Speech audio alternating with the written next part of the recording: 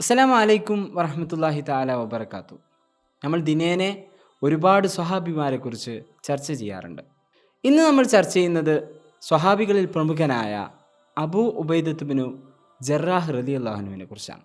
പ്രശസ്തി ആർജിച്ച ഖുറൈശി ഗോത്രത്തിലാണ് അബൂ ഉബൈദ റളിയല്ലാഹു അൻഹു ജനിച്ചത്. അദ്ദേഹത്തിൻ്റെ യഥാർത്ഥ നാമം ആമിർ എന്നായിരുന്നു. പിതാവ് അബ്ദുള്ളയും മാതാവ് ഉമൈമയുമാണ്. പിതാമഹനിലേക്ക് ചേർത്തി അബൂ ഉബൈദ ആമിർ ബിനുൽ ജറാഹ് എന്നാണ് അദ്ദേഹത്തെ പറയപ്പെടാറുള്ളത്. അബൂബക്കർ റളിയല്ലാഹുവിൻ്റെ ക്ഷണം അനുസരിച്ചാണ് അദ്ദേഹം ഇസ്ലാമിലേക്ക് കടന്നു വരുന്നത്.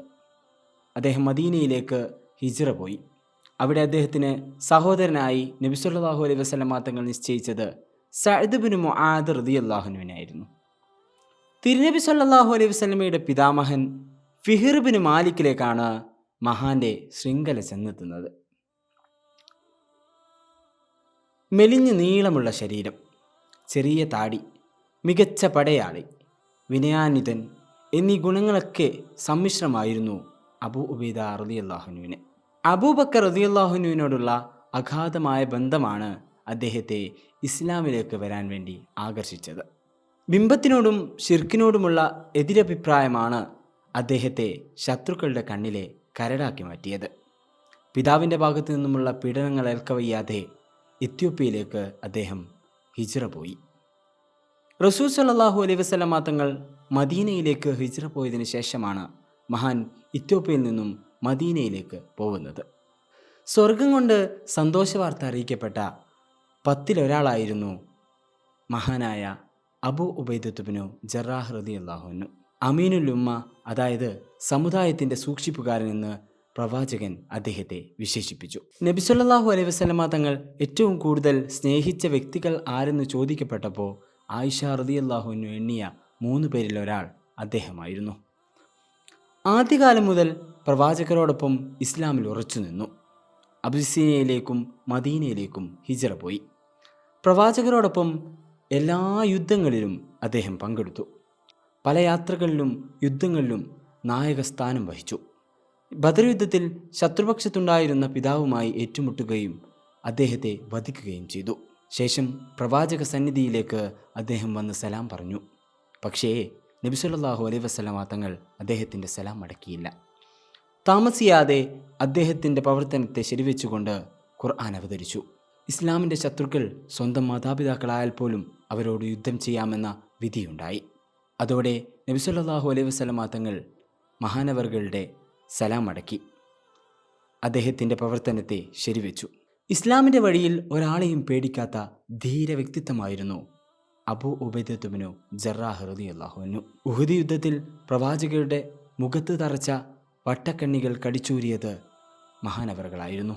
ലോകത്തിൻ്റെ നേതാവായ നബി സല്ലല്ലാഹു അലൈഹി വസല്ലമയുടെ മേൽ വിശേഷണത്തിന് അർഹനാവാൻ ഭാഗ്യം ലഭിക്കുന്ന ഒരാളുടെ മഹത്വം എത്രമാത്രമായിരിക്കും? നിങ്ങളൊന്ന് ആലോചിച്ചു നോക്കൂ.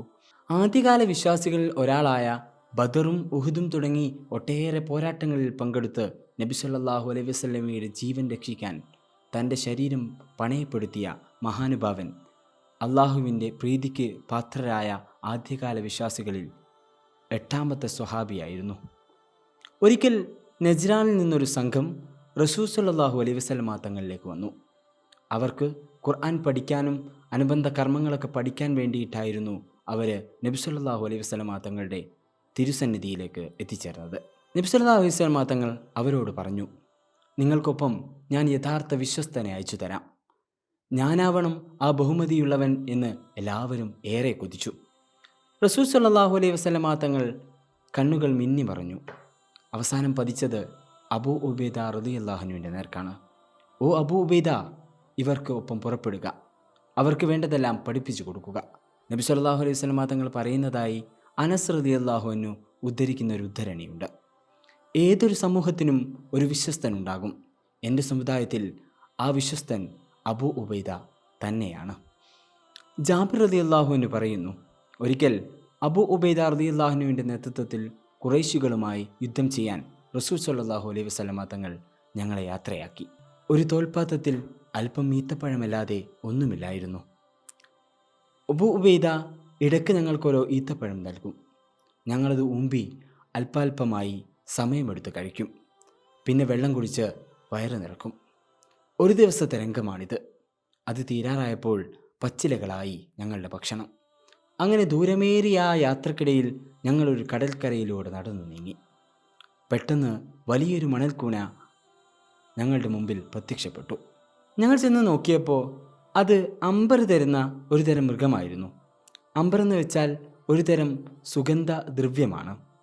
അബൂ ഉബൈദ ഞങ്ങളോട് പറഞ്ഞു, ഇത് നമുക്കുള്ള ഭക്ഷണമാണ്. ഞങ്ങളാകെ 3 പേരുണ്ട്. അവിടെ ഒരു മാസത്തോളം ഞങ്ങൾ കഴിച്ചുകൂട്ടി. ഞങ്ങൾ ഓരോരുത്തരും അവിടം വിടുമ്പോഴേക്കും തടിച്ചു കൊഴുത്തിരുന്നു.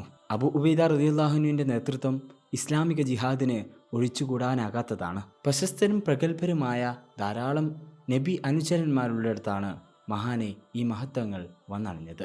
വിട്ടുവീഴ്ച, അധികാരമോഹിയാവാതിരിക്കുക തുടങ്ങിയത് അബൂ ഉബൈദ റളിയല്ലാഹുവിൻ്റെ വിശേഷണങ്ങളാണ്. അബൂബക്കർ റളിയല്ലാഹുവിൻ്റെ കാലത്ത് ഷാമിലേക്ക് ഖാലിദ് ബിൻ വലീദ് റളിയല്ലാഹുവിൻ്റെ ഗവർണറായി നിയമിച്ചു. അബൂ ഉബൈദയ്ക്ക് പകരമായിരുന്നു ഈ നിയമനം. ഖാലിദ് റളിയല്ലാഹു ഷാമിലേക്ക് വന്നപ്പോൾ നിറഞ്ഞ മനസ്സോടെ സ്വീകരിച്ച് അധികാരം കൈമാറുകയാണ് ഉണ്ടായത്. നബി സല്ലല്ലാഹു അലൈഹി വസല്ലമ തങ്ങൾ വിശ്വസ്തനാണ് എന്ന് പറയാൻ മാത്രം സവിശേഷതകളുള്ള ഒരു സ്വഹാബി, അതെ, അബൂ ഉബൈദത്ത് ബിൻ ജറാഹ് റളിയല്ലാഹു അൻഹു. മറ്റൊരു ചരിത്രവുമായി നമുക്ക് വീണ്ടും കാണാം. അതുവരെ അസ്സലാമു അലൈക്കും വറഹ്മത്തുള്ളാഹി തആല വബറകാതുഹു.